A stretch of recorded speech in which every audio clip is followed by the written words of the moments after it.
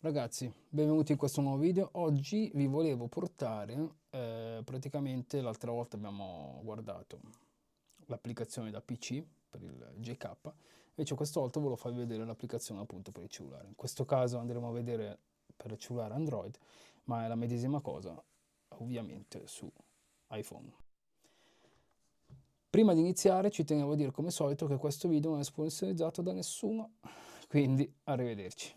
Andiamo sul telefono, andiamo a vedere tutte le impostazioni del JK. So che appunto, come ho appena detto, è stato già visto di qua sul computer, però appunto ci tenevo, mancava l'applicazione, ci tenevo a fare l'app, a farvi vedere l'app. Ci trasferiamo qua. Andiamo a cliccare questa qua nuvoletta, quella del JK. Ok, andiamo a ricercare, in questo caso io ci ho scritto batteria 2. Andiamo a ricercare la nostra batteria e ci si presenta, lasciamo perdere che il voltaggio qua è basso, appena finito di scaricarla. Comunque, qua ci si presenta una rapida occhiata dello stato generale della batteria e ci dice anche già qua tutte le info che ci servono. Allora, dalla 1 alla 16 abbiamo le celle, ok? Differenza di millivolt qua in alto a destra, cell voltage difference, che in questo caso è 0.003. Average cell voltage 2931. Poi abbiamo battery power quando si muove la corrente, ma in questo caso la batteria è in stand-by. La capacità della batteria, scendiamo in ordine, la rimanenza della capacità della batteria, quanto ci rimane di amperaggio nella batteria. Poi sotto remain battery, cioè la percentuale che ci rimane della batteria, in questo caso adesso mi si è scollegato.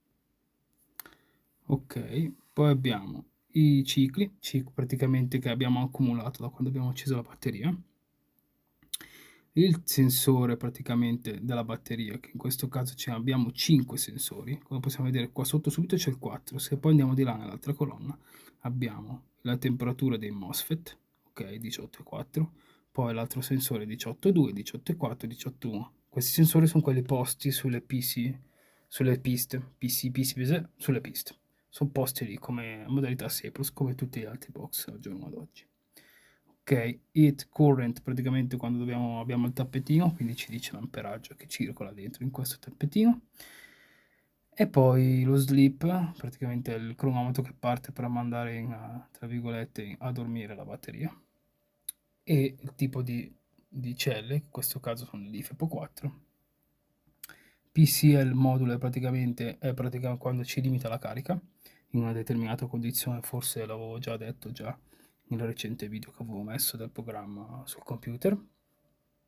E detail log count praticamente sono 59. 59 sta per i registri, come può essere c'è batteria carica, batteria non carica, batteria scarica, sono praticamente tutti i log che fa la batteria. Qua sotto in basso troviamo la resistenza, c'è il wire resistance, scusatemi sempre il mio inglese, non è da masterclass, però vabbè, ci arrangiamo.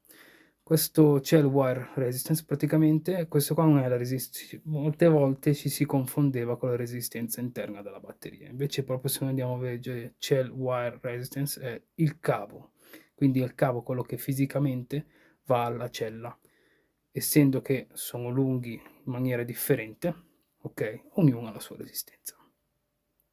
Ok, sopra in alto abbiamo charge, discharge e balance. In questo caso significa che gli interruttori sono accesi, quindi è carica è accesa, i MOSFET in carica sono accesi, in scarica sono accesi, ma il bilanciatore in questo caso è spento.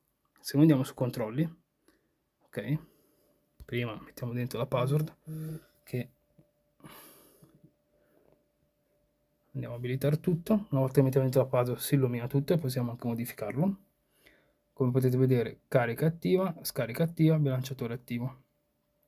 Poi scendiamo giù, tappetino, disabilitazione dei sensori che può essere utile magari quando in un determinato momento il sensore facile ecco lo dobbiamo sostituire, allora lo spegniamo. Spegniamo perché è disable, quindi lo attiviamo così, no? In questo caso vabbè io lo spengo. Poi display always on, praticamente lo schermo è sempre acceso, io lo tengo acceso. E qua andiamo ad attivare tutte le altre cose. Disable PCL module, time store data, beh, poi vi risparmio il mio inglese da seconda elementare. E così via. ok? Se andiamo in setting, non so perché mi fa BMS incollato gli appunti, non lo so. Andiamo ad aprire il menu tendina. Che comunque abbiamo, come nel computer, 16 celle, la capacità della batteria, la differenza che vogliamo che parte il bilanciatore attivo a lavorare. Qua la calibrazione del voltaggio, che ripeto si fa al primo avviamento della batteria, e vi consiglio sempre di usare un tester o affidabile o comunque sia un tester di semi-professionale, se non addirittura professionale. Primo parametro, poi andiamo a vedere che parte col settaggio del bilanciatore e così via. Scendiamo, questi inutili che vediamo cosa sono perché li ho già detti in un recente video dall'altra volta. Recente, mica tanto recente, però nell'altro video. Una cosa che ha il JK rispetto a Sepros, che poi l'altra volta non ho detto, è come andare a settare i contatti puliti a bordo del BMS JK. Possiamo far sì che quando questo raggiunge una di queste cose, cioè soc basso, voltaggio alto della batteria, voltaggio basso della batteria e così via, possiamo andare a dirgli che quando raggiunge questo parametro possiamo andare ad aprire o chiudere il nostro contatto. Ciò va un po' a colmare una cosa che adesso mi viene in mente, se noi andiamo a copiarla col DEI, questo BMS, va un po' a colmare il gap, o comunque sia un deficit che aveva nei confronti del Voltronic, come ho detto in un recente video, che praticamente non avendo il contatto pulito a bordo, poteva essere, tra virgolette, un non pregio del DEI, mentre per il Voltronic era un pregio, parer mio, avere un contatto pulito a bordo, fa sempre comodo. Qua ci viene in aiuto, se facciamo questa coppiata DEI e JK, ci viene in aiuto la batteria barra BMS. JK ci viene in aiuto con questo contatto pulito, noi possiamo comandare. Esempio, si scarica un tot, ok, che da DEI noi lo possiamo settare tutto quanto, però se noi andiamo a settarlo in modo che se la batteria, esempio, raggiunge tot percentuale o tot voltaggio, quindi sta scaricando, possiamo andare a decidere di alimentare un contattore o un relè che ci dia il consenso per andare in Enel. Ok? Poi qua da noi andiamo a selezionare, no? Quindi poi 1, 0 o 1 acceso, 0 spento. Quindi noi qua possiamo giocare un bel po'. Allora, nell'ultima versione non lo so, ma nelle versioni precedenti questo dry contact non funzionava, praticamente era stato messo il parametro per farlo lavorare, però ho visto anche dei video dei recenti di Off-Grid Garage, avevo visto che adesso in questo momento con gli ultimi firmware presenti funzionava. Un'ultima cosa, comunque sia, che volevo farvi vedere prima di salutarci, se noi andiamo in alto con i tre puntini, andiamo a vedere System Log, e questi sono tutti i log che vi dicevo io prima, ok? Quindi va dal più vecchio al nuovo, al più recente, capito? Quindi ci dice proprio tutto quello che sta succedendo nel nostro BMS. Poi, se andiamo sempre nei tre, detail log, qua non possiamo andarci a scaricare tutto quanto.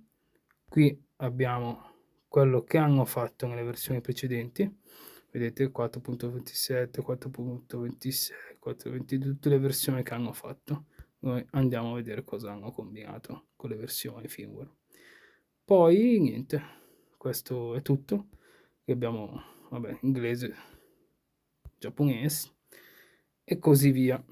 Comunque l'applicazione è quasi, praticamente se non completamente quasi uguale a quella che c'è nel computer. Io una cosa che avrei fatto sinceramente è dar la possibilità tramite anche il telefono di caricare un firmware, perché così facendo noi siamo completamente legati al software, o comunque se dobbiamo avere un computer con la sua penna USB RS232 che col suo cavo giustamente cablato come si deve, con la sua pedinatura adeguata, noi soltanto in quel modo possiamo caricare un firmware, mentre io penso che si possa fare una roba del genere. Secondo me era molto più comodo, siccome tramite l'applicazione, non essere vincolati al computer barra cavo, che non ci dobbiamo magari farlo su apposta, tramite l'applicazione andare a caricare il software o barra firmware, perdonatemi, così appunto si elimina, cioè è molto più immediato. Non so se si possa fare una roba del genere, io sono ignorante in materia, però sai, magari ci hanno già pensato o lo devono implementare o quant'altro, però secondo me sarebbe molto comodo.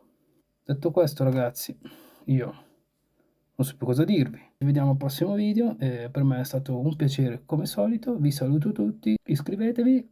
Se volete non iscrivetevi. Vi mando un super mega abbraccio a tutti. Vi ringrazio. Arrivederci. Tante belle cose. Arrivederci. Tip e top.